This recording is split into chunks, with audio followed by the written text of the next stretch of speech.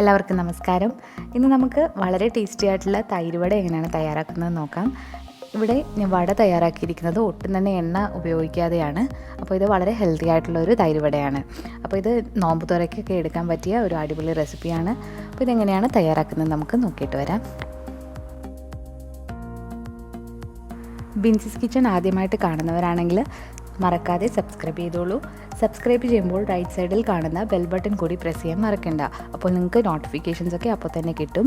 അതുപോലെ തന്നെ നോട്ടിഫിക്കേഷൻസ് വെക്കുമ്പോൾ എപ്പോഴും നോട്ടിഫിക്കേഷൻസ് കിട്ടുന്ന രീതിയിൽ തന്നെ വെക്കാനായിട്ട് ശ്രദ്ധിക്കുക.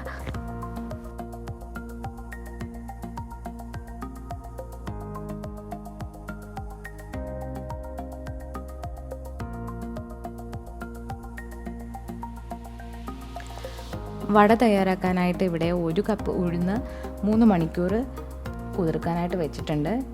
240 ml ഒരു കപ്പാണ് ഞാനിവിടെ എടുത്തത്. ഇനി ഇത് നമുക്ക് നന്നായിട്ടൊന്ന് അരച്ചെടുക്കണം. അപ്പോൾ മിക്സിയുടെ ജാറിലേക്ക് നമ്മൾ ഈ കുതിർത്ത് വെച്ചിരിക്കുന്ന ഉഴുന്ന് ഇട്ട് കൊടുക്കുക. അതിനുശേഷം കുറച്ച് വെള്ളം കൂടി ഒഴിച്ചിട്ട് വേണം ഇത് അരച്ചെടുക്കാനായിട്ട്. അപ്പോൾ ഞാനിവിടെ ഒരു 50 ml വെള്ളമാണ് ചേർത്ത് കൊടുത്തിരിക്കുന്നത്. ഇത് വേണമെങ്കിൽ 1 ടേബിൾ സ്പൂണും കൂടെ കൂട്ടി കൊടുക്കാവുന്നതാണ്. ഇനി ഇത് നന്നായിട്ടൊന്ന് അരച്ചെടുക്കുക. അപ്പോൾ നമ്മൾ അരച്ച് വെച്ചിട്ടുണ്ട്. ഇത് നല്ല കട്ടിയിലാണ് ഉണ്ടാകുക. ഇനി ഇത് നമുക്ക് ഒരു പാത്രത്തിലേക്ക് മാറ്റി വെക്കാം.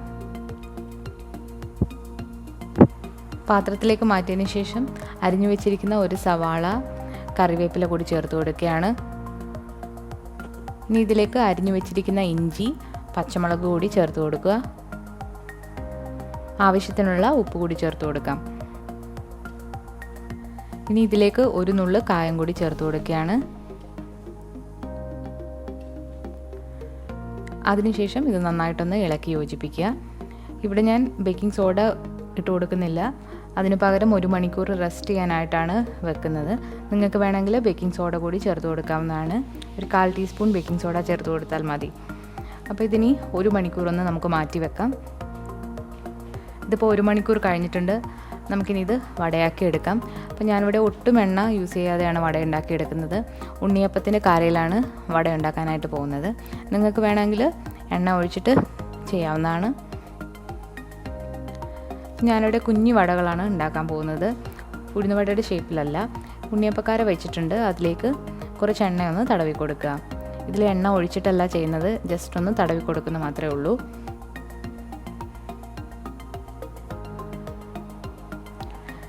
ഇത് നോൺ സ്റ്റിക്കിൻ്റെ ഉണ്ണിയപ്പക്കാരയാണ്.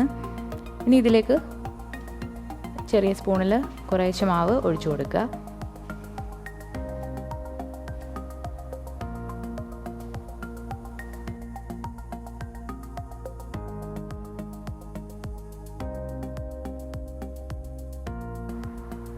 ഇനി ഇതൊന്ന് അടച്ചു വെച്ചിട്ട് നമുക്കൊന്ന് വെയിറ്റ് ചെയ്യാം.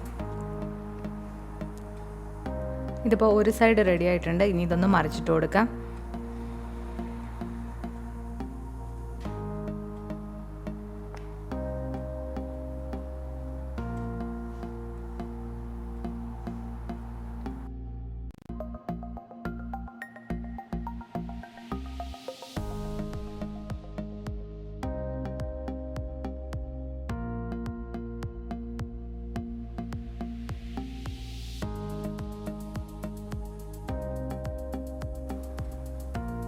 അപ്പോൾ എല്ലാം മറിച്ചിട്ട് കഴിഞ്ഞിട്ടുണ്ട്.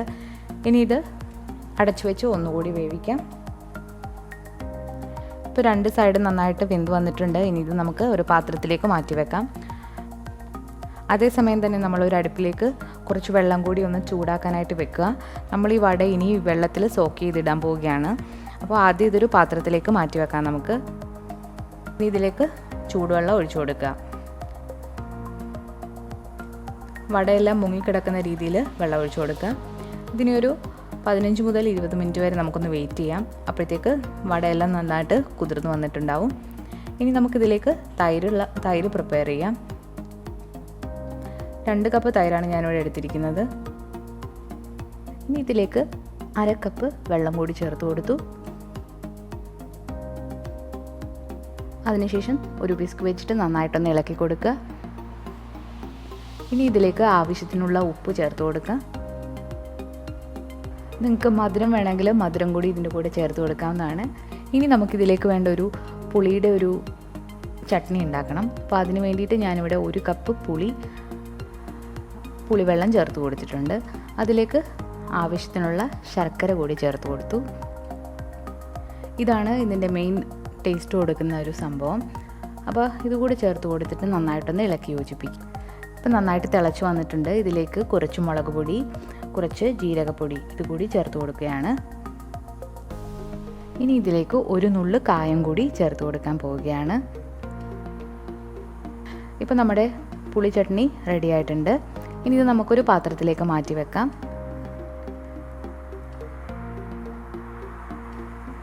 ഇനി നമുക്ക് വടയൊന്ന് സെറ്റ് ചെയ്തെടുക്കാം. അപ്പം നമ്മൾ ഓൾറെഡി വെള്ളത്തിലിട്ട് വെച്ചിരുന്ന വട ഒന്ന് ഞെക്കിയെടുക്കുക. അതിലുള്ള വെള്ളമൊക്കെ കളഞ്ഞിട്ട് നിങ്ങൾക്ക് കൈ വെച്ചിട്ട് ചെയ്യാവുന്നതാണ്. ഇപ്പോൾ വട നല്ല സോഫ്റ്റായിട്ട് വന്നിട്ടുണ്ട്.